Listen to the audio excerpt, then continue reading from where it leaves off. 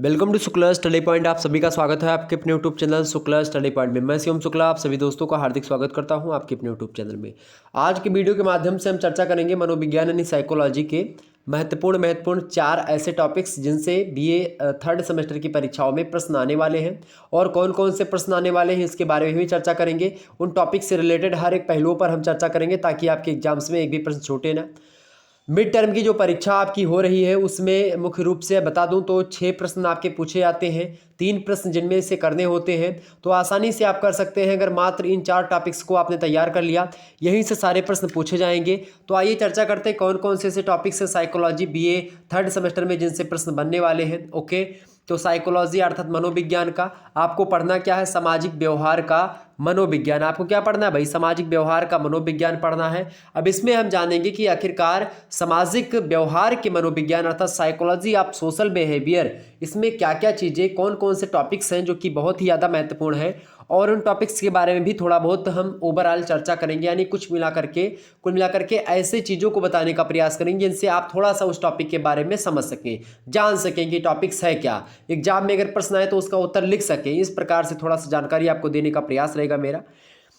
सबसे पहला टॉपिक आपका आता है भाई, उसका नाम क्या है? सबसे पहला टॉपिक आपका है सामाजिक मनोविज्ञान। यानी सामाजिक मनोविज्ञान के बारे में भी हमको पढ़ लेना है। सामाजिक मनोविज्ञान यानी कि social psychology. What is social psychology? सामाजिक मनोविज्ञान से क्या तात्पर्य है, उसकी प्रकृति, उसका विषय क्षेत्र, ये सब हमको थोड़ा सा जान लेना है क्योंकि ये बहुत ही महत्वपूर्ण होता है। तो सबसे पहले मीनिंग ऑफ सोशल साइकोलॉजी की अगर हम बात करें तो सामाजिक मनोविज्ञान या सोशल साइकोलॉजी जो है, सामाजिक व्यवहार जिसको हम कहते हैं, तो कुल मिलाकर के आप देखिएगा इसका मतलब होता है सामाजिक व्यवहार। जब सामाजिक मनोविज्ञान का जन्म नहीं हुआ था, सोशल साइकोलॉजी जैसा कोई शब्द नहीं था, उससे पहले सामाजिक व्यवहार कहा जाता था, सोशल बिहेवियर कहा जाता था सामाजिक विज्ञान को या सामाजिक मनोविज्ञान को। ओके, ये बात ध्यान रखिएगा।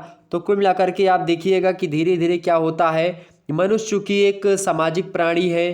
पहले मनुष्य कैसा था भाई? 84 लाख योनि, आप सभी को पता होगा हिंदू धर्म ग्रंथ के अनुसार 84 लाख योनि जीव जंतुओं के प्रकारों में आता है 84 लाख। ठीक, तो उसको भ्रमण करने के बाद में मनुष्य शरीर मिलता है और मनुष्य शरीर में भी आप देखते हैं चूंकि तब कहा जाता है कि मनुष्य एक सामाजिक प्राणी, चूंकि समाज जो होता है मनुष्यों का ही होता है। पशुओं का समाज होता तो है लेकिन समाज साथ उसका अध्ययन नहीं करता है, ये बात ध्यान रखिएगा। तो सामाजिक प्राणी जो होता है यानी social animal, man is a social animal, अरस्तु महोदय ने कहा। एकमात्र मनुष्य का ही समाज नहीं होता है, समाज और भी जीव जंतु के होते हैं, लेकिन समाज शास्त्र अध्ययन केवल मनुष्य समाज का ही करता है। और ख़ास करके अगर बात की जाए जो है इसकी सामाजिक व्यवहार की, तो आप देखेंगे सामाजिक व्यवहार कब बनते हैं? प्रत्येक समाज में उनके सदस्यों की एक निश्चित भूमिका होती है, एक उत्तरदायित्व तो होता है प्रत्येक व्यक्ति का, और इसी को व्यवस्थित रूप से जो है एक प्रकार से व्यवस्थित रूप में उसका अपने समाज या समुदाय के प्रति अगर वो अपना भूमिका, अपना उत्तरदायित्व कोई व्यक्ति निर्वहन करता है तो उसके प्रति, समुदाय के प्रति सामाजिक व्यवहार यानी सोशल बिहेवियर उसी को कहा जाता है। जो अपने समाज के प्रति जो व्यक्ति होता है अपने कर्तव्यों, अपने दायित्वों, अपने भूमिका का निर्वहन करता है, उसी को उसका एक प्रकार से व्यवहार कहते हैं, सामाजिक व्यवहार। ठीक, तो ये सामाजिक व्यवहार है। वही सामाजिक व्यवहार की परिभाषा को देते हुए प्रोफेसर यानी डॉक्टर सोलंकी ने कहा है कि जब किसी समूह या समुदाय या समाज के प्रति उसका सदस्य अपेक्षित आचरण या व्यवहार करता है तो उसे सामाजिक व्यवहार या सोशल बिहेवियर कहा जाता है। ठीक, कुल मिलाकर के मनोविज्ञान को व्यवहार का मनोविज्ञान कहा जाता रहा है, साइंस ऑफ बिहेवियर कहा जाता है। तो इस रूप में अगर परिभाषित किया जाए तो सामाजिक मनोविज्ञान की दृष्टि से देखें अगर हम, तो कुल मिलाकर के समाज को एक प्रकार से ही परिभाषित कर लेंगे। तो समाज क्या है? चूँकि समाज क्या है, एक अमूर्त होता है समाज। ठीक है, समाज में पारस्परिक जागरूकता होती है, समाज में समानता और भिन्नता होती है, समाज सर्वव्यापी संस्कृति होती है, सहयोग और संघर्ष होता है समाज में, संघर्ष जनित होता है सहयोग। ठीक है, आत्मनिर्भरता होती है समाज में, संतान उत्पत्ति होती है समाज में। तो समाज की ये सारी विशेषताएं हैं। और समाज का यानी जहाँ कहीं पर जीवन है वहाँ समाज है। Where there is life, there is society। ठीक है, यानी कि जहाँ भी समाज है वहाँ एक प्रकार से क्या है, जहाँ समाज, जहाँ व्यक्ति है, जहाँ जीवन है वहाँ समाज है, ये बात ध्यान रखिएगा। कुल मिलाकर के अगर सोशल संबंधों की बात की जाए तो समाज में ही होता है। समाज, चूँकि मैकइवर पेज ने भी कहा था कि समाज क्या होता है, सामाजिक संबंधों का जाल होता है। तो कुल मिलाकर के आप अभी भ्रमित हो गए होंगे कि सर जी समाज के बारे में क्यों बता रहे हैं। मैं समाज के बारे में इसलिए बता रहा हूँ चूंकि हमको क्या पढ़ना, सामाजिक व्यवहार पढ़ना है। सामाजिक व्यवहार और सामाजिक संबंध में थोड़ा सा संबंध होता है, ये बात ध्यान रखिएगा। मैकाइवर पेज ने कहा कि समाज को सामाजिक संबंधों का जाल है, यानी कि एक प्रकार से क्या है, web of social relationship is called society. ये किसने कहा, मैकाइवर पेज ने कहा। और चूंकि सामाजिक संबंध जो होते हैं, सोशल रिलेशन जो होता है, सोशल रिलेशनशिप जो होता है, वही कहीं ना कहीं पे आप देखेंगे सामाजिक व्यवहार का रूप धारण करता है। ठीक, कुल मिलाकर के आप सामाजिक व्यवहार के बारे में अगर बताऊं तो यही होता है। सामाजिक व्यवहार के मनोविज्ञान को सामाजिक मनोविज्ञान कहते हैं। सामाजिक व्यवहार का जो मनोविज्ञान होता है, यानी कि psychology is social behaviour called as social psychology. Okay, कुल मिलाकर के थोड़ा सा समाज को अगर आप जान लीजिएगा तो सामाजिक एक प्रकार से जो बिहेवियर है उसको समझ लेंगे, सामाजिक मनोविज्ञान को समझ लेंगे। तो सामाजिक मनोविज्ञान विज्ञान है या नहीं है, इस बारे में भी प्रश्न उठता है। तो कुल मिलाकर के आप ये ध्यान रखिएगा, सामाजिक मनोविज्ञान की प्रकृति भी आपसे पूछ सकता है। सामाजिक मनोविज्ञान क्या है, यानी सामाजिक मनोविज्ञान आपको क्लियर हो गया ना। सामाजिक मनोविज्ञान क्लियर हो गया कि जब किसी समूह या समुदाय या समाज के प्रति उसका जो सदस्य होता है, उस समूह का सदस्य, उस समुदाय का सदस्य या उस समाज का सदस्य अपेक्षित आचरण या व्यवहार करता है, उसी को सामाजिक व्यवहार कहते हैं। और सामाजिक व्यवहार का ही अध्ययन करता है सामाजिक मनोविज्ञान। ठीक, क्लियर हो गई बातें। तो ये होता है सामाजिक मनोविज्ञान। क्लियर हो गई, यानी मानवीय समाज का मनोवैज्ञानिक दृष्टि से अध्ययन करने वाले विज्ञान को हम सामाजिक मनोविज्ञान कहते हैं। ये क्लियर हो गई बातें, आपको ये भी थोड़ा सा जानना चाहिए। तो और इसी के चलते हमने समाज के बारे में भी जान लिया। तो सामाजिक एक प्रकार से व्यवहार है, सामाजिक मनोविज्ञान के बारे में पूछेगा तो आप बता लेंगे। सामाजिक मनोविज्ञान की प्रकृति अगर आपसे पूछ रहे, नेचर ऑफ सोशल साइकोलॉजी, वैसे पूछेगा एक ही प्रश्न में कि सामाजिक मनोविज्ञान से आप क्या समझते हैं, सामाजिक मनोविज्ञान की प्रकृति के बारे में बताइए या प्रकृति पर चर्चा कीजिए। तो मनोविज्ञान की एक स्वतंत्र शाखा के रूप में अगर बात की जाए तो सामाजिक मनोविज्ञान की जो प्रकृति है उसके बारे में बताया, यानी नेचर ऑफ सोशल साइकोलॉजी। तो एक व्यक्ति है, उनका नाम आपको पता होना चाहिए। 1908 ईस्वी में खास करके सामाजिक मनोविज्ञान शब्द जो है अस्तित्व में आता है। और उसी समय में विलियम जो मैकडूगल हैं, इन्होंने खास करके 1908 ईस्वी की बात है, इन्होंने इस विषय पर एक अपनी पुस्तक लिखी है, इंट्रोडक्शन टू सोशल साइकोलॉजी, वो प्रकाशित करवाई। तो सामाजिक मनोविज्ञान की दार्शनिक विचारधारा में आप देखेंगे प्लेटो, अरस्तु, हॉब्स, लॉक, रूसो, ये लोग आते हैं। और काम्टे को समाजशास्त्र का जनक ही कहा जाता है। तो कुल मिलाकर के आप देखेंगे कि आलपोर्ट हो गए, 1924 में उनकी पुस्तक आती सोशल साइकोलॉजी, उसके माध्यम से इसकी प्रकृति को स्पष्ट करते हैं, इसके वातावरण को स्पष्ट करते हैं। ठीक, कुल मिलाकर के जो है 1928 में मुखर्जी और सेन गुप्त की पुस्तक आई सोशल साइकोलॉजी, उसके द्वारा भारत में भी सामाजिक मनोविज्ञान के विस्तृत अध्ययन एवं शोध कार्यों का सूत्रपात होता है। कुल मिलाकर के आप देखेंगे कि क्रेच और क्रेचफील्ड और बेलेची, इन तीनों लोगों ने मिलकर के 1962 में एक परिभाषा दी सामाजिक मनोविज्ञान की और कहा कि सामाजिक मनोविज्ञान समाज में व्यक्तियों के व्यवहारों के अध्ययन का विज्ञान, यानी जो समाज में व्यक्ति रह रहे होते हैं उनका क्या व्यवहार होता है, किसके प्रति, एक दूसरे के प्रति कैसा व्यवहार होता है व्यक्तियों का परस्पर, उन्हीं परस्पर व्यवहारों का अध्ययन करता है जो एक प्रकार से मनोविज्ञान होता है, सामाजिक मनोविज्ञान वो। ठीक, फिशर कहते हैं 1982 में एक परिभाषा देते हैं, कहते हैं कि सामाजिक मनोविज्ञान में इस बात का अध्ययन किया जाता है कि किस तरह से किसी व्यक्ति का व्यवहार सामाजिक वातावरण में उपस्थित अन्य लोगों के व्यवहारों द्वारा प्रभावित होता है और किस प्रकार से अपने विचारों के द्वारा वह दूसरों को प्रभावित करता है। यानी कि उसके विचार, किसी समाज में किसी व्यक्ति का विचार किस प्रकार से किसी दूसरे को प्रभावित करता है और वह स्वयं व्यक्ति किस प्रकार से समाज के विचारों से या किन्हीं दूसरे व्यक्तियों के विचारों से कैसे प्रभावित होता है। यानी एक दूसरे का पर प्रभावित होने, यानी कि परस्पर वैचारिक एक प्रकार से या व्यवहारिक पारस्परिकता जो होती है, या एक प्रकार से हमारे विचार से आप प्रभावित हो रहे हैं, हम आपके विचार से हम प्रभावित हो रहे हैं, तो इसी विचारों के एक प्रकार से आदान प्रदान की क्रिया का अध्ययन करने वाले विज्ञान को हम सामाजिक मनोविज्ञान कह सकते हैं। ठीक, मेयर्स कहते हैं 1996 में परिभाषा, सबसे नई परिभाषा, उन्होंने कहा कि सामाजिक मनोविज्ञान वह वैज्ञानिक अध्ययन है जिसमें व्यक्ति दूसरे व्यक्तियों के संबंध में किस प्रकार सोचता है, दूसरे व्यक्तियों को कैसे प्रभावित तथा संबंधित करता है, ये होता है सामाजिक मनोविज्ञान। कुल मिलाकर के सामाजिक मनोविज्ञान एक विज्ञान है, इस बात से पता चलता है, यानी कि इसकी प्रकृति क्या है, वैज्ञानिक है, इसमें कोई दो राय नहीं है, लेकिन कुछ चीज़ें इसकी वैज्ञानिकता की ओर हैं, जैसे कि आप देखेंगे सामाजिक जो है व्यक्ति का सामाजिक परिस्थितियों में किया जाने वाला व्यवहार जो होता है इसी का अध्ययन करता है। सामाजिक मनोविज्ञान विज्ञान है अथवा नहीं है, इसके बारे में कई सारी चीज़ें कही जाती हैं और मनोविज्ञान का विज्ञान होना सिद्ध होता है।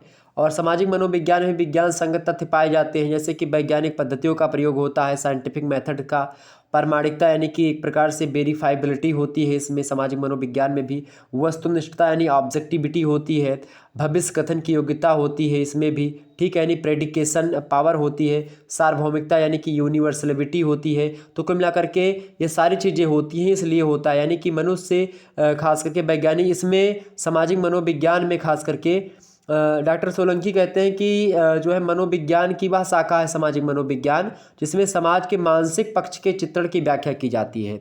जैसे कि सबसे पहली बात अगर मैं बताऊं इसकी प्रकृति को स्पष्ट करते हुए, तो वैज्ञानिक अध्ययन की विधियां होती हैं इसमें, इसका मतलब अध्ययन जो है वैज्ञानिक अध्ययन विधियों का प्रयोग करके इसका अध्ययन होता है। जैसे कि प्रयोगात्मक विधि हो गई, सर्वेक्षण विधि हो गई, अवलोकन विधि हो गई, निरीक्षण विधि, समाज मिति विधि, क्षेत्र अध्ययन विधि हो गई, परीक्षण विधि हो गई, साक्षात्कार विधि हो गई, मापनी विधि हो गई। ठीक, इन सभी विधियों का प्रयोग करके जब हम किसी विषय वस्तु का अध्ययन करते हैं तो कुल मिलाकर के वो विषय वस्तु वैज्ञानिक श्रेणी में खरी उतरती है। तो इसमें होता है सामाजिक मनोविज्ञान में। दूसरी बात यह है कि वस्तुनिष्ठता ऑब्जेक्टिविटी, किसी घटना का सत्य और यथार्थ स्वरूप में निरीक्षण करना, अवलोकन करना, जिससे निरीक्षण करता जो है घटना पर किसी प्रकार का कोई प्रभाव ना पड़े, उस घटना के वास्तविक रूप का अध्ययन किया जा सके, ऐसा अध्ययन वस्तुनिष्ठ अध्ययन कहलाता है, ऑब्जेक्टिव अध्ययन कहलाता है। तो ये भी इसमें होता है सामाजिक मनोविज्ञान में। तीसरी बात ये कि प्रामाणिकता है इसमें, यानी कि किसी भी अध्ययन को वैज्ञानिक तभी माना जाता है जब उसकी विषय सामग्री या विषय वस्तु प्रामाणिक हो, और इसकी विषय वस्तु प्रामाणिक है। इसके अलावा सार्वभौमिकता है, ये इसकी प्रकृति को स्पष्ट करती है। यूनिवर्सलिटी है, यानी कि वैज्ञानिक सिद्धांतों तथा नियम आदि में सार्वभौमिकता का गुण है, यानी कि एक प्रकार से जैसे कि सूर्य पश्चिम से मतलब कि सूर्य पश्चिम को अस्त होता है, पूरब में उदय होता है, तो ये क्या है, उसकी सार्वभौमिकता है। तो ठीक इसी प्रकार से इसमें भी सार्वभौमिकता यूनिवर्सल है। पूर्व कथन की सामर्थ्य है, यानी कि पावर ऑफ प्रेडिकेशन है, यानी भविष्यवाणी ये विषय वस्तु कर सकता है सामाजिक परिस्थितियों में। ठीक है, इसके अलावा आप देखेंगे तो ये सब हो गया इसका सामाजिक एक प्रकार से मनोविज्ञान की प्रकृति, जो कि मैंने स्पष्ट कर दी। आपसे पूछे सामाजिक मनोविज्ञान का क्षेत्र या कार्य क्षेत्र, तो कई सारे कार्य क्षेत्र, जैसे कि सामाजिक मनोविज्ञान के द्वारा बच्चे का समाजीकरण होता है, यानी सोशलाइजेशन की क्रिया होती है। ठीक, इसके अलावा सामाजिक प्रतिक्षण होता है। सामाजिक प्रतिक्षण माने क्या होता है? अच्छा, सामाजिकरण आपको नहीं पता होगा, सामाजिकरण क्या होता है, यानी कि समाजीकरण क्या होता है, यानी कि सोशलाइजेशन जिसको कहते हैं, ये प्रक्रिया जो होती है जब बच्चा जन्म लेता है बाल्यावस्था से ही प्रारंभ होती है, और कहीं ना कहीं बच्चा बचपन से ही सामाजिकता यानी सोशलिटी जो होती है, सामाजिकता के जो गुण होते हैं उनसे अनभिज्ञ होता है। क्योंकि बच्चा एक प्रकार से कहा नहीं जाता कि जन्मजात्रे, एक प्रकार से जन्म मतलब कि पशु के समान होता है। बच्चा जब जन्म लेता है उसको कुछ नहीं आता पता होता है। अगर उसको ऐसे जंगल में छोड़ दिया जाए उस बच्चे को पैदा होते ही, तो वह जंगली तरीके से नहीं, जो देखेगा उसी तरीके से कार्यभार करना प्रारंभ करेगा। ठीक है, कई सारे उदाहरण भी आपने पढ़ा होगा फर्स्ट सेमेस्टर में, बीए में खास करके मैंने आपको पढ़ाया होगा सोशियोलॉजी में, उसमें आपने देखा होगा, उसमें बालिका अन्ना, रामू, कैस्पर हाउजर, तमाम प्रकार के ऐसे बच्चे मिले हैं जो सामाजिक मतलब कि समाज से अलग रहे हैं, जंगल में रहे हैं, तो जंगली तरीके से व्यवहार करने लगते थे। लखनऊ में भी एक बच्चा मिला था इस प्रकार से।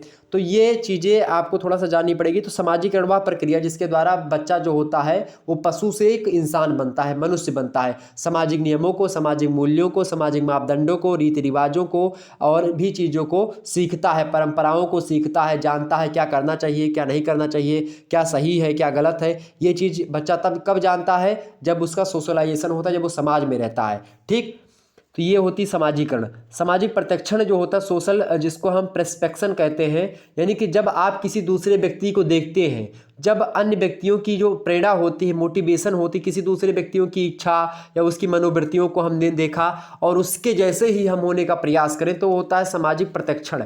यानी उसको हमने देख लिया, अब उसके जैसे ही प्रक्रिया जो है एक छवि बन गई कि नहीं हमको ऐसे बनना है, ऐसे होना है, तो वो होता है सामाजिक प्रत्यक्षण। तो ये इसका भी अध्ययन सामाजिक मनोविज्ञान के अंतर्गत किया जाता है। इसके अलावा सामूहिक और व्यक्तिगत भिन्नता भी होती है, यानी कि चूंकि आप देखेंगे समूहों में भी कई अंतर होता है, जैसे कि आप देखिएगा परिवार, समूह, जाति, वर्ग, धर्म, राष्ट्र, इसके आधार पर आप देखिएगा अलग अलग चीज़ों को सिद्ध होता है कि हाँ भाई सामाजिक मनोविज्ञान एक किसी परिवार का अलग है, किसी का अलग है, किसी समूह का अलग है, किसी जाति अलग है, तमाम सारे वर्ग हैं, तमाम सारे धर्म हैं, तमाम सारे राष्ट्र भी हैं, तो उनका अलग अलग चीज़ें होती हैं, अलग अलग होते हैं। परस्पर अगर व्यक्तियों की मैं बात करूँ खास करके, तो व्यक्ति भी अलग अलग होते हैं, ठीक है।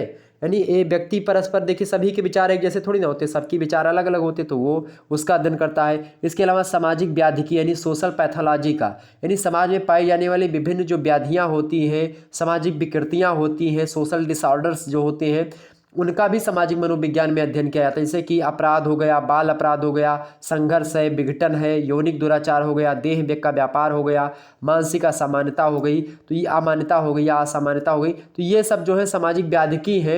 ये सब यानी कि हम सोशल जो पैथोलॉजी है इसका भी अध्ययन, सोशल पैथोलॉजी जो है वो सामाजिक यानी सोशल साइकोलॉजी के अंतर्गत ही आ जाती है। इसके अलावा सामाजिक प्रभाव, सोशल इन्फ्लुएंस, यानी जब क्या होता है कि इसमें देखिएगा किसी एक व्यक्ति का व्यवहार, भावना एवं मनोवृत्तियों में परिवर्तन अन्य व्यक्तियों के द्वारा कुछ कहने अथवा करने के परिणाम स्वरूप होता है। जैसे कि इसमें आप देखिएगा सामाजिक प्रकार प्रत्यक्ष, अप्रत्यक्ष, चेतन, अवचेतन, औपचारिक, अनौपचारिक, किसी भी प्रकार का हो सकता है जिसको लोग देख सकते हैं उसके हिसाब से। यानी कि सामाजिक प्रभाव मतलब क्या होता है, जैसे कि समाज में कोई अच्छा व्यक्ति है तो कोई व्यक्ति अच्छाई को अपना लिया, समाज में कोई बुरा व्यक्ति तो उसको भी लोग अपना लिया, जो है बुराई वाले बच्चे, तो इस प्रकार से क्या होता है वो चीज़ होता है। इसके अलावा अगला जो इसका विषय क्षेत्र है सामाजिक अंतःक्रियाएं, सोशल जो इंस्ट्रक्शंस होते हैं, यानी कि आप देखेंगे 3 प्रकार की अंतःक्रियाएं होती समाज में। एक तो व्यक्ति और व्यक्ति के बीच में क्रियाएं होती हैं, एक समूह और समूह के बीच में क्रियाएं होती हैं, और एक व्यक्ति और समूह के बीच में क्रियाएं होती हैं। समाज में प्रतिस्पर्धा होती है, संघर्ष होता है, समाज में सहयोग होता है। देखिए व्यक्ति और व्यक्ति के बीच में प्रतिस्पर्धा, कंपटीशन हो सकता है, संघर्ष भी हो सकता है, सहयोग भी हो सकता है। समूह के बीच में प्रतिस्पर्धा, संघर्ष, सहयोग हो सकता है। व्यक्ति और समूह के बीच में भी प्रतिस्पर्धा, संघर्ष और सहयोग हो सकते हैं। तो ये सब सामाजिक अंतःक्रियाएं होती हैं जिसका अध्ययन हम सामाजिक मनोविज्ञान के अंतर्गत करते हैं। इसके अलावा संप्रेषण की गतिशीलता यानी डायनेमिक्स ऑफ कम्युनिकेशन, यानी कि भाषा, प्रचार प्रसार, जनमत, ये सब भी इसके अंतर्गत हो जाते हैं, ठीक है। इसके अलावा मनोवृत्ति यानी एटीट्यूड जो होता है ये भी इसके अंतर्गत होता है, जैसे कि व्यवहारिक तत्व, संवेगात्मक तत्व, संज्ञानात्मक तत्व, ये सब मनोवृत्ति के 3 पहलू होते हैं, इन पर बल दिया जाता है, ठीक। कुल मिलाकर के ये सब अध्ययन इसके अंतर्गत किए जाते हैं। समूह निष्पादन हो गया, प्रेरणाएं हो गई, मोटिवेशंस, अधिगम की प्रक्रियाएं, पक्षपात, संज्ञान, आक्रामकता, परोपकारिता, विभेद, प्रतिस्पर्धा, अफवाह, नेतृत्व, ये सब सहयोग, तो ये सब समूह संरचना, ये सब हम कहीं ना कहीं पे सामाजिक मनोविज्ञान के अंतर्गत पढ़ लेते हैं। यानी इसका विषय क्षेत्र व्यापक है, इसमें कोई दो राय नहीं है। इसके अलावा आप देखेंगे अगला जो पॉइंट है सामाजिक व्यवहार की अध्ययन विधियाँ। सामाजिक व्यवहार की अध्ययन विधियाँ, सामाजिक व्यवहार की जो अध्ययन विधियाँ, इसके बारे में अगर मैं बताऊँ तो कई सारी अध्ययन विधियाँ हैं। जैसे कि दूसरा टॉपिक जो है देखिए सामाजिक अध्ययन विधियाँ जो है, एक तो है प्रयोगात्मक अध्ययन, यानी प्रयोगात्मक अध्ययन विधियाँ। प्रयोगात्मक अध्ययन विधियों की अगर मैं बात करूँ तो उसमें जैसे क्षेत्रीय अध्ययन विधि हो गई, एक प्रयोगशाला अध्ययन विधि और एक सर्वेक्षण विधि हो गई, ठीक। एक होती है निरीक्षणात्मक अध्ययन विधियाँ। निरीक्षणात्मक अध्ययन विधियाँ में जैसे कि अवलोकन या निरीक्षण विधि हो गई, यानी कि ऑब्जर्वेशन मेथड। एक हो गया साक्षात्कार विधि यानी इंटरव्यू मेथड हो गया। एक होती प्रश्नावली विधि, यानी कि एक प्रकार से क्वेश्चनर मेथड। तो ये 3 होते हैं निरीक्षणात्मक अध्ययन पद्धति में। और एक अगली अध्ययन पद्धति है जिसका नाम है सहसंबंधात्मक अध्ययन विधियाँ। इसमें आप देखिएगा जैसे परीक्षण विधि यानी टेस्ट मेथड हो गया, समाज मिति विधि यानी कि जो है सोशियोमेट्रिक मेथड हो गया। इसके अलावा अंतः सांस्कृतिक अध्ययन विधि यानी कि क्रॉस कल्चरल स्टडिंग मेथड हो गया। इसके अलावा मापनी विधि यानी कि स्केलिंग मेथड। तो ये एक प्रकार से मुख्य रूप से सामाजिक अध्ययन विधियों को हम 3 भाग में बांटते हैं। पहला प्रयोगात्मक अध्ययन विधि, दूसरा निरीक्षणात्मक अध्ययन विधि, तीसरा सहसंबंधात्मक अध्ययन विधि। ओके, तो इसमें आप देखेंगे प्रयोगात्मक अध्ययन विधि में क्षेत्रीय अध्ययन विधि, सर्वेक्षण अध्ययन विधि और प्रयोगशाला अध्ययन विधि। निरीक्षणात्मक अध्ययन विधियों में अवलोकन या निरीक्षण विधि, साक्षात्कार विधि, प्रश्नावली विधि, ठीक है। सहसंबंधात्मक अध्ययन विधियों में परीक्षण विधि, समाज मिति विधि, अंतः सामाजिक अध्ययन विधि और मापनी विधि। इन सभी विधियों का प्रयोग करके हम सामाजिक व्यवहार का अध्ययन करते हैं। तो इस प्रकार से ये सारी विधियाँ हो गई। ओके, साक्षात्कार विधि, प्रश्नावली विधि, मापनी विधि, ये सब अपने आप में एक प्रकार से ज़बरदस्त टॉपिक हैं जिनको पढ़ना चाहिए आपको। ओके, इसके बारे में हम आपको बताने का प्रयास करेंगे आने वाले समय में। बाकी अगला आप देखिएगा, अगला पॉइंट है आपका व्यक्ति प्रत्यक्षीकरण। व्यक्ति प्रत्यक्षीकरण के बारे में थोड़ा सा जानना परम आवश्यक है। व्यक्ति प्रत्यक्षीकरण जो होता है इसको समझना चाहिए आपको, यानी कि इसको आप पर्सन प्रेस्पेक्शन कहते हैं। ठीक है, इसका मतलब क्या होता है, प्रश्न यहाँ से कैसे बनेगा, प्रत्यक्षीकरण यानी व्यक्ति प्रत्यक्षीकरण से आप क्या समझते हैं इसके बारे में बताएं, ऐसे प्रश्न आपसे बन सकता है। या प्रत्यक्षीकरण से क्या तात्पर्य है इसके संप्रत्यय बताएं। तो कुल मिलाकर के आप देखिएगा जो है इसके प्रत्यक्षीकरण की अगर मैं बात करूं तो मनोविज्ञान की भाषा में जो है खास करके अगर बात की प्रत्यक्षीकरण जो होता है क्या होता है भाई, प्रत्यक्षिक विकास में आप देखिएगा किसी जब क्या होता है कि व्यक्ति किसी वस्तु स्थिति या वातावरण से प्राप्त विभिन्न सूचनाओं का प्रत्यक्षीकरण करने में समर्थ होता है। व्यक्ति अपनी ज्ञानेंद्रियों के माध्यम से वातावरण में उपलब्ध जो उद्दीपक हैं उनके विषयों में अपने पूर्व अनुभव के आधार पर उनके नाम और गुण के रूप में विस्तृत ज्ञान प्राप्त करता है। मनोविज्ञान की भाषा में वही जो है प्रक्रिया प्रत्यक्षीकरण कहलाती है, प्रेस्पेक्शन कहलाती है। और इसमें खास करके अगर मैं बात करूं व्यक्ति प्रत्यक्षीकरण की तो डेम्बर महोदय कहते हैं 1960 में परिभाषा देते हैं, कहते हैं कि प्रत्यक्षीकरण निवेश यानी इनपुट और निर्गत यानी आउटपुट के मध्य एक प्रक्रिया होती है। जबकि फोर्गेस महोदय 1966 में परिभाषा देते हैं डेम्बर के 6 साल के बाद में, कहते हैं कि प्रत्यक्षीकरण वातावरण से सूचना प्राप्त करने की एक प्रक्रिया है। क्या, प्रत्यक्षीकरण जो होता है ये वातावरण से सूचना प्राप्त करने की एक क्या है, प्रक्रिया है। बोरिंग महोदय 1946 में परिभाषा देते हैं कि प्रत्यक्षीकरण को संवेदना के साथ परिभाषित किया है इन्होंने और कहा कि संवेदना का तात्पर्य संग्राहक यानी व्यक्ति के उस कार्य से है जब उद्दीपक को ग्रहण करता है, जबकि प्रत्यक्षीकरण का तात्पर्य उसे अर्थ प्रदान करने से होता है। यानी अभी तक आपके समझ में नहीं आया होगा कि प्रत्यक्षीकरण है क्या। अब मैं आपको समझाता हूँ प्रत्यक्षीकरण के बारे में। एक प्रकार से बोरिंग से मिलता जुलता एक परिभाषा बुंट की है। उन्होंने कहा कि ज्ञान की प्रथम अवस्था संवेदना है जबकि उसकी दूसरी अवस्था प्रत्यक्षीकरण है, प्रेस्पेक्शन होती है। ठीक, यानी कि जब आप क्या करते हैं, प्रत्यक्षीकरण मतलब क्या होता है, संवेदना और उसका अर्थ, यानी कि जब आप एक प्रकार से संवेदना और अर्थ उसका संवेदना का प्रत्यक्षीकरण मतलब इसको मिला देंगे तो प्रत्यक्षीकरण बनता है।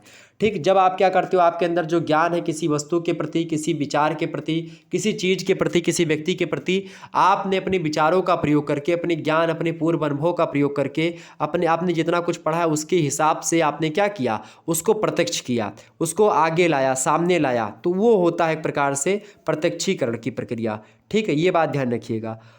तो कुल मिलाकर के अगर बात की जाए प्रत्यक्षीकरण की तो व्यक्ति प्रत्यक्षीकरण के द्वारा ही हम किसी व्यक्ति या व्यक्तियों के बारे में कोई अवधारणा बनाते हैं कि हाँ फलाने व्यक्ति कैसा होगा, पूर्वावलोकन करते हैं।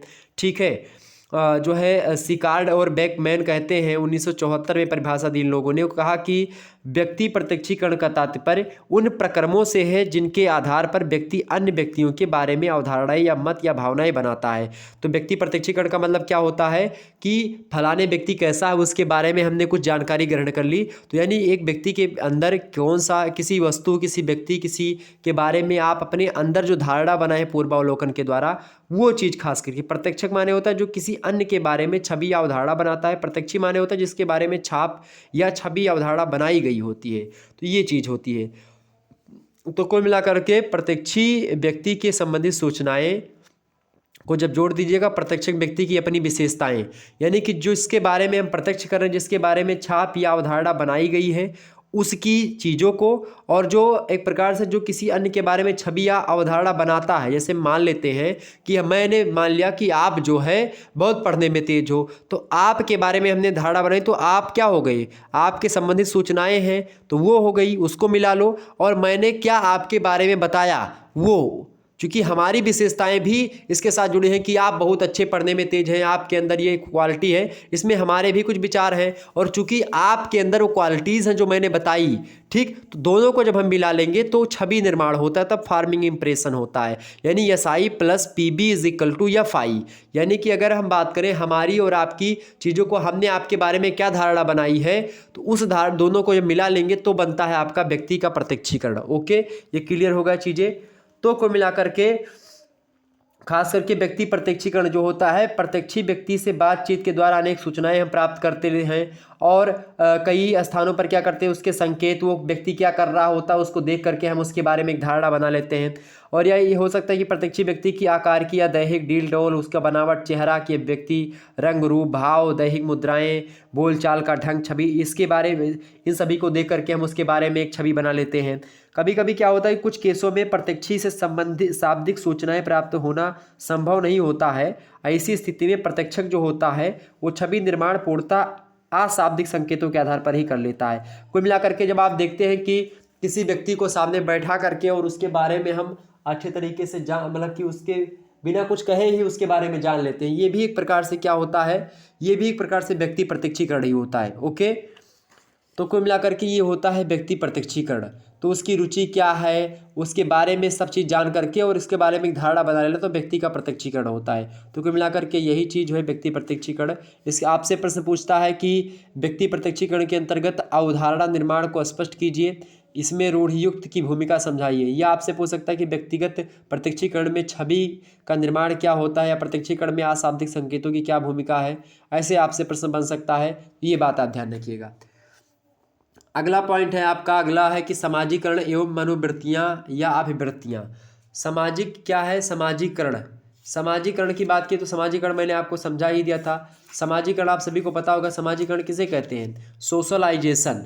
समाजीकरण की परिभाषा को देते हुए किम्बाल यंग कहते हैं कि समाजीकरण का अर्थ उस प्रक्रिया से होता है जिसमें व्यक्ति सामाजिक तथा सांस्कृतिक संसार से परिचय प्राप्त करता है। जॉनसन कहते हैं कि समाजीकरण ऐसा सीखना होता है जिससे सीखने वाला सामाजिक कार्यों को करने योग्य हो जाता है। डी फ्लेयर महोदय कहते हैं कि समाजीकरण की प्रक्रिया कभी समाप्त नहीं होती है। समाजीकरण बदलती प्रत्याशाओं तथा मांगों के प्रति समायोजन की एक निरंतर प्रक्रिया है जो हमेशा चलती रहती है। बच्चा हमेशा सीखता रहता है। समाजीकरण निरंतर चलने वाली प्रक्रिया है जो व्यक्ति उस मतलब कि जो उस व्यक्ति को जैविक प्राणी से सामाजिक प्राणी बनाती है, यानी कि बायोलॉजिकल एनिमल से सोशल एनिमल बनाने वाली जो प्रक्रिया है उसी को समाजीकरण कहते हैं। क्योंकि बच्चा जब पैदा होता है तो उसको कुछ नहीं पता होता है और उसको एक ज्ञानी पुरुष बनाने में समाजीकरण की प्रक्रिया का ही हाथ होता है। तो सामाजिक जीवन के ढंग को सीखने की प्रक्रिया ही समाजीकरण है। कुल मिलाकर के ये अगर एक शब्द में कहना चाहे तो कह सकते हैं।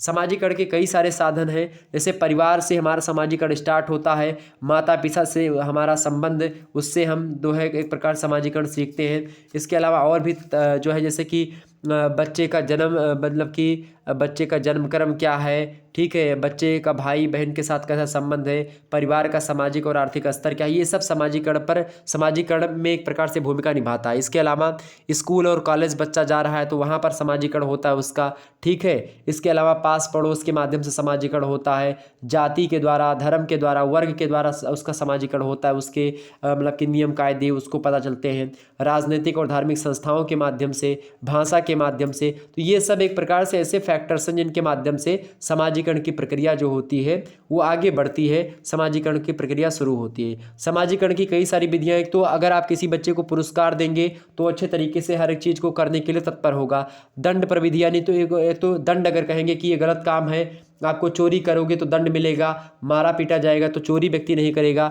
ठीक है। नियंत्रण प्रविधि जो होती, कंट्रोल एक प्रकार से टेक्निक, छोटा बच्चा या बहुत बड़ा व्यक्ति हो उसमें इच्छाचारिता का गुण यानी अपनी इच्छा के अनुसार कार्य करने की प्रवृत्ति जो होती है वो अधिक मात्रा में पाई जाती है और वो ये उसमें ये नहीं जान पाता कि क्या चीज़ें सही है क्या गलत है। इसमें समाज के द्वारा नियम कायदे बनाए जाते हैं ताकि उस बच्चे को कंट्रोल किया सके।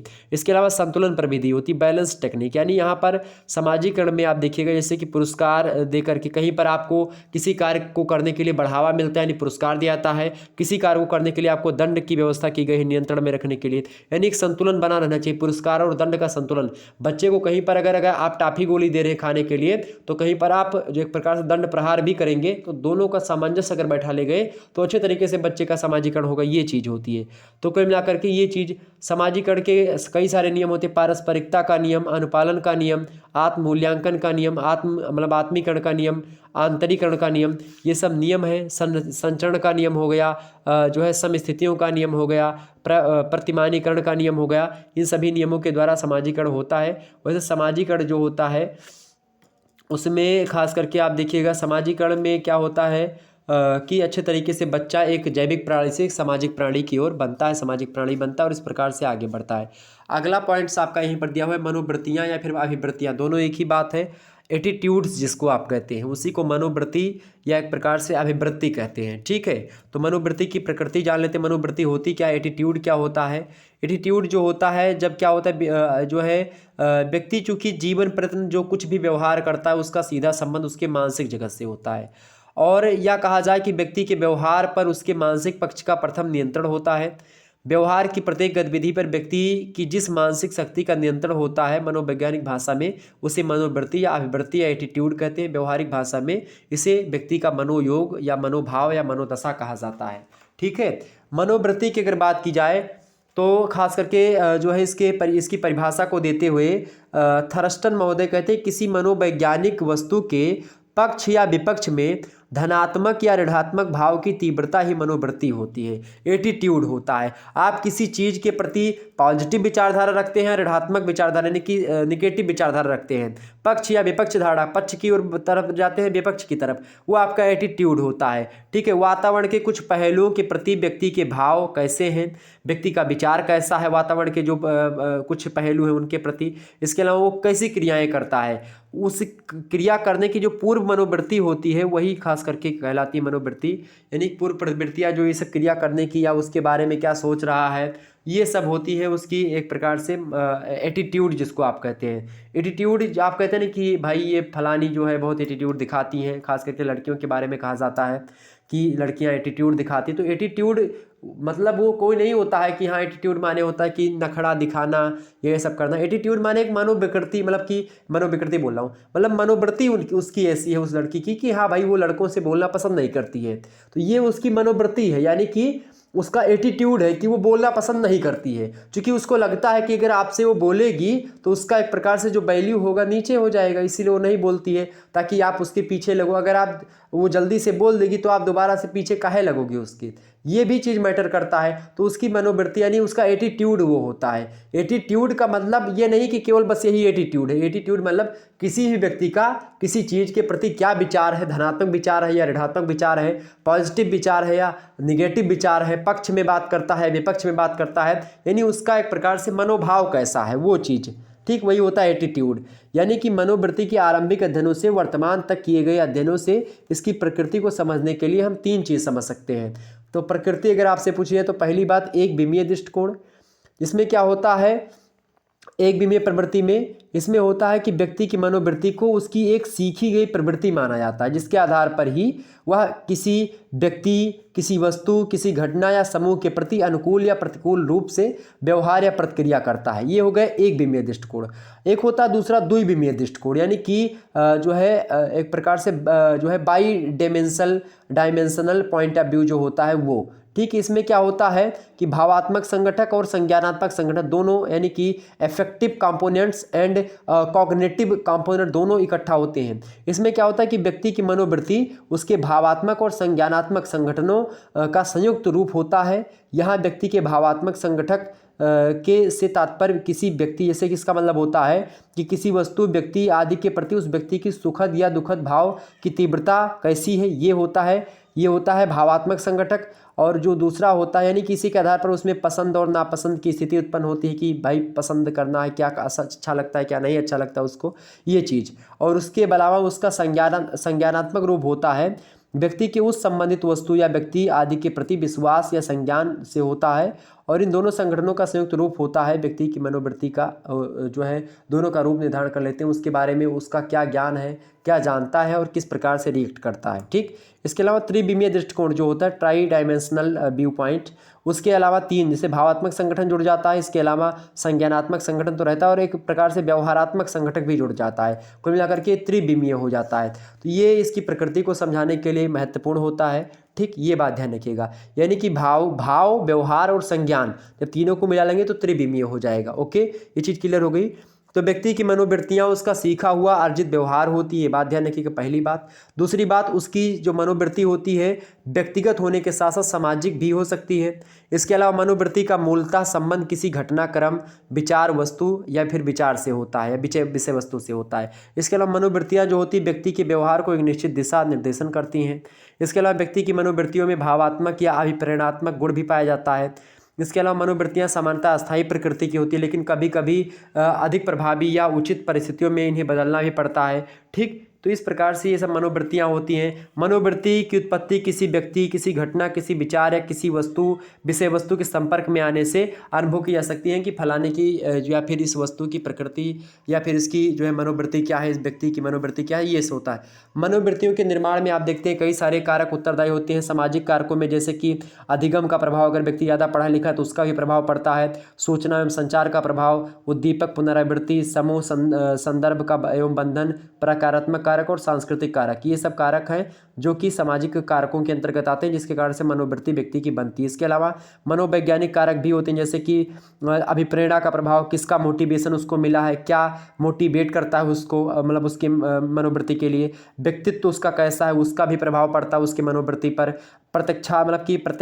प्रत्यक्षात्मक कारक जो होता है, यानी कि पर्सपेक्चुअल जो फैक्टर्स होते हैं वो भी, संतोष पूर्ति या पूर्वाग्रह, पूर्व कथन, यानी पहले से उसने धारणा बना ली कि हाँ भाई तुम ऐसे हो इसीलिए वो आपके साथ ऐसा व्यवहार कर रहा है, वो रूढ़ युक्तियाँ कुछ बहुत पहले से चली आ रही चीज़ें हैं। कुछ अन्य कारक भी होते हैं। तो ये सब मनोवृत्ति के निर्माण के उत्तरदायी कारक होते हैं, जिनके बारे में हम चर्चा करेंगे आने वाले समय में, जब चैप्टर वाइज वीडियो प्रोवाइड करवाएंगे आपको, विस्तार से हम चर्चा करेंगे। ओके, तो आपको कहीं पर भटकने की आवश्यकता नहीं है, ठीक है। तो इस प्रकार से आपको यहाँ पर वैसे कई सारी विधियाँ होती जिसके कारण हम मनोवृत्तियों का मापन करते हैं, किस व्यक्ति की मनोवृत्ति कैसी है, ठीक है। उसके मापन के लिए कई सारी विधियाँ हैं। हालांकि ये सब थोड़ा सा लंबा हो जाएगा, आपको समझ में थोड़ा सा नहीं आएगा, इसीलिए यहाँ पर बताना उचित नहीं है उसको। लेकिन फिर भी इतना अगर आप लोगों ने पढ़ लिया, जान लिया जितना हमने बताया है, तो निश्चित तौर पर आपके पेपर में हो जाएगा। लिखित परीक्षा होगी आपकी, तो परेशान बिल्कुल भी नहीं होना है, बस यहीं से आपके सारे प्रश्न फंस जाएंगे। ओके, भटकने की आवश्यकता बिल्कुल भी नहीं पड़ेगी। और क्या ये चीज़ें मेरी जो मैंने बताई कुछ मात्रा में आपके समझ में आई? अगर कुछ भी मात्रा में आपके समझ में आ गई तो मैं समझूंगा कि हमारा पढ़ाया हुआ सफल आया है, और यही से इन्हीं टॉपिक से आपकी परीक्षा में प्रश्न आने वाले हैं। इन टॉपिक्स को आप तैयार कर लीजिएगा अच्छे से, क्योंकि यहीं से आपके प्रश्न बनने वाले हैं। जो मैंने बताया इस वीडियो को 3 से 4 बार देख लीजिएगा। ओके, सुन लीजिएगा ईयरफोन लगा करके अच्छे तरीके से, आपके सारे डाउट्स क्लियर हो जाएंगे। और निश्चित तौर पर आने वाले समय में जब चैप्टर वाइज वीडियो आपको मिलेगी तो निश्चित तौर पर सारे डाउट्स आपके क्लियर हो जाएंगे, एक भी प्रश्न आपके दिमाग में नहीं रह जाएगा, विश्वास मानिए। ओके, चलिए फिर मिलते हैं हम नेक्स्ट वीडियो में, तब तक के लिए जय हिंद, जय भारत। आप सभी का बहुत बहुत धन्यवाद हमारे से जुड़ने के लिए। इसी प्रकार से अपना प्यार हमेशा बनाए रखिएगा। चलिए, good night, I love you.